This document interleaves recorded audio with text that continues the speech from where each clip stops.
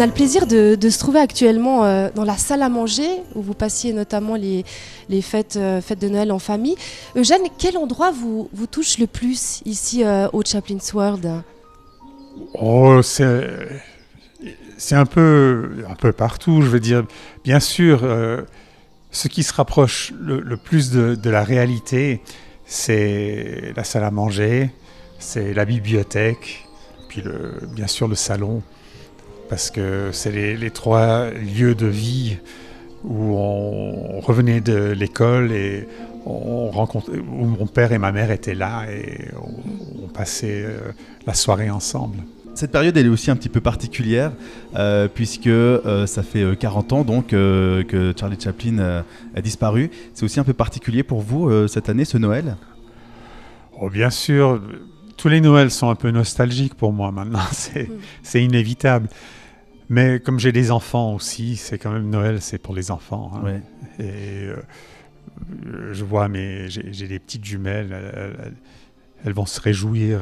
Oui, bien sûr, elles se lèvent très tôt. Et puis ouais. Je laisse la bonne énergie qu'elles dégagent m'envahir. Voilà. Ouais. Je crois que votre papa n'appréciait pas plus que ça ces périodes de Noël. C'est plus votre maman qui aimait ces fêtes. Oui, bien sûr. Bon, il ne faut pas oublier d'où vient mon père.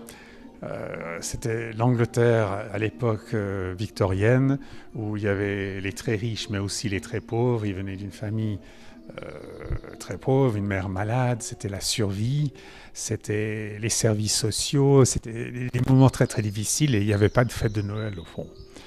Alors bien sûr, quand il voyait le sapin dans le couloir avec tous ces cadeaux que ma mère avait achetés pour tout le monde, il trouvait qu'il y avait une opulence qui le gênait peut-être quelque part.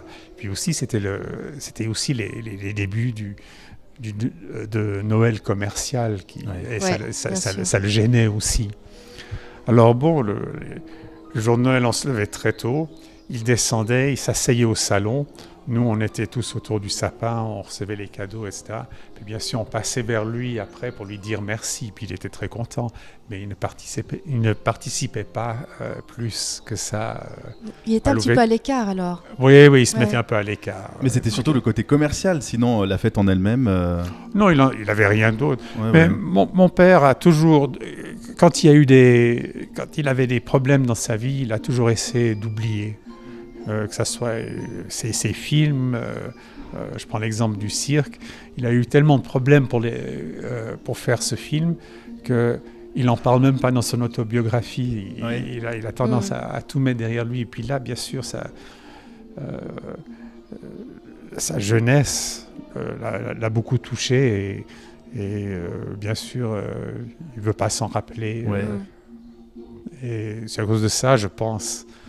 Il ne nous l'a pas dit, mais c'est ce que je ressens. C'était pas une tristesse, mais c'était plutôt... on met ça de côté, on regarde le positif. Voilà, exactement. Ouais. Vous avez commencé à raconter un petit peu comment se passait le Noël.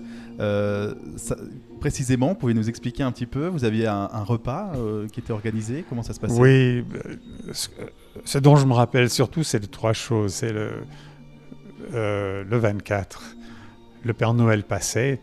Il était accompagné du policier du village qui garantissait que c'était le vrai Père Noël. Alors on avait le vrai Père Noël qui venait au manoir, qui chantait une chanson aux deux dans les couloirs, puis après il distribuait des bonbons aux enfants, puis qui repartaient. C'était important pour un enfant de se dire c'est le vrai Père Noël. Oui. J'ai toujours demandé pourquoi le policier était là. Parce que je me suis dit, est-ce qu'il va retourner en prison en tant que gamin? Oui, bien sûr. Puis après, on m'a expliqué, non, c'est parce que c'est le vrai, c'était pas un intrus. D'accord. Et puis, donc vous étiez trois choses. Voilà, la deuxième chose, c'est qu'il y avait la chorale de Nestlé qui venait, qui chantait les chansons de Noël.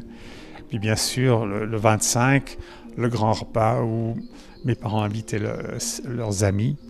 Il y avait monsieur et madame Rossier de Vevey, il y avait Clara Askill, plein d'autres. J'avais normalement mon demi-frère Sidney qui était là aussi. Alors c'était une grande table, on mangeait et puis après on passait tous au salon. Les enfants pouvaient monter à l'étage, jouer avec leurs jouets, et Clara Skil jouait au piano. Elle faisait un concert privé.